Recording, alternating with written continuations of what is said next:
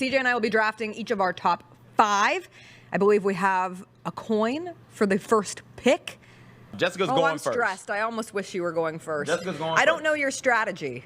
All right, I'm going to go with my number 1 pick. Give me Kemba Walker, 2011 UConn. Kemba Walker in that tournament, starting in the Big East tournament, was just crossovers and step backs of the March Madness gods. UConn had lost 4 of their last 5 games going into the Big East tournament. They had to win straight out. You see the Big East championship game at Madison Square Garden. It's the highlight that you always remember. But the stat line for him during the tournament, he averaged 23.5 points, 6 rebounds, 5 assists, and a steal on 42% shooting. He had the 36-point game, 36 points against San Diego State in the Sweet 16. Cardiac Kemba will forever be memorialized as a March Madness staple, as one of the March Madness lores. I will take Glenn Rice. Okay. Category, favorite player, favorite school. Glenn Rice's performance in 1989. I don't think any individual run has had more of an impact on me personally than that run that the 1989 Michigan Wolverines men's basketball team went on. That's where we get the phrase Michigan man from. Steve Fisher comes through, led by Glenn Rice as a player, and that Michigan team goes on that run that gets them the championship. Also, Glenn Rice, all-time single tournament points leader at 184, 5th all-time scorer in all of March Madness history with 308 points through all of March Madness, but it's not a collection. We're just talking about the one run in 89. Only 9 players, though, have more than 300 points in March Madness history. Glenn Rice was that dude, is still that dude. Give me Glenn Rice, number 1. Okay, number 2, I'm thrilled. I had 2 at number 1, and I was scared that you would take one of them. But thank you. I will take my favorite, probably my favorite, because it was my gateway drug into being obsessed with March Madness for the rest of my life. I was merely 11 years old when Carmelo Anthony and the Syracuse Orange in 2003 won it all, shot 48% from 3. And then in the national championship game, near triple-double of 20 points, 10 rebounds, 7 assists to knock off Kansas. He was the tournament's most outstanding player. Obviously, he is Carmelo Anthony. Give me Dwayne Wade.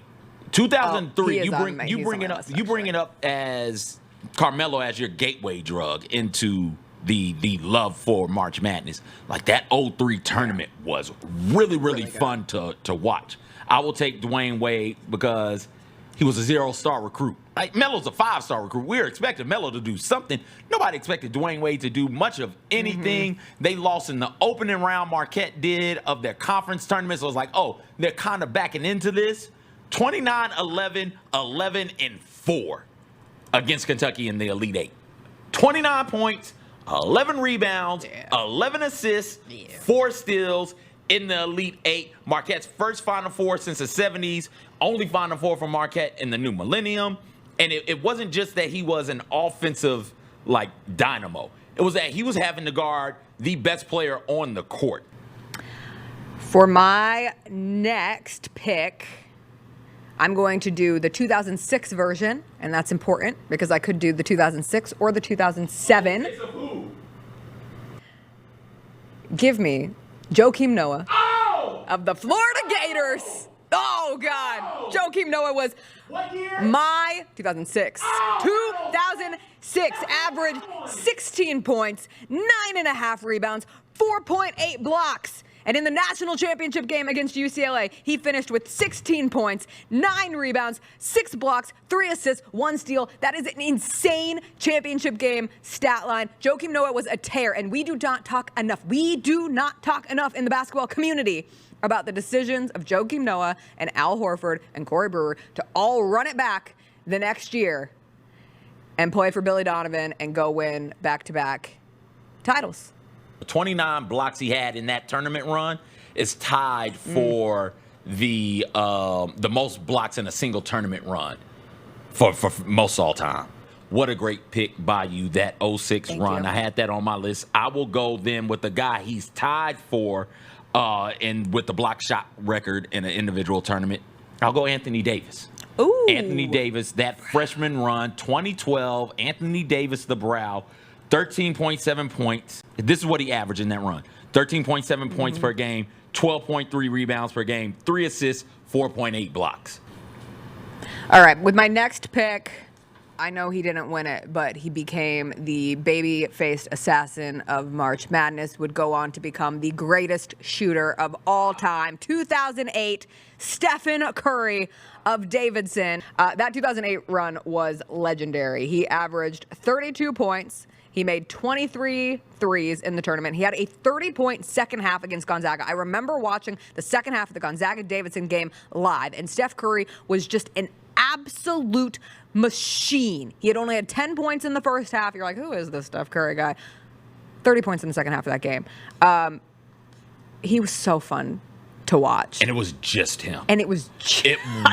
Just him. Did not and as have Devin him. said, he was running around in that big-ass jersey. Oh, gosh, the jersey was so big. Big jersey.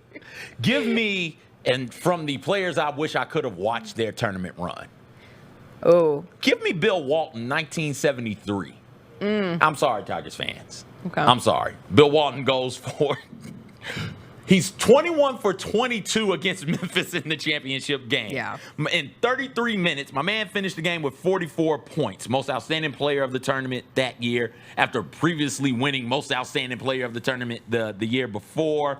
With my final pick, I have to go with Derrick Rose, University of Memphis, 2008, current member of the Memphis Grizzlies.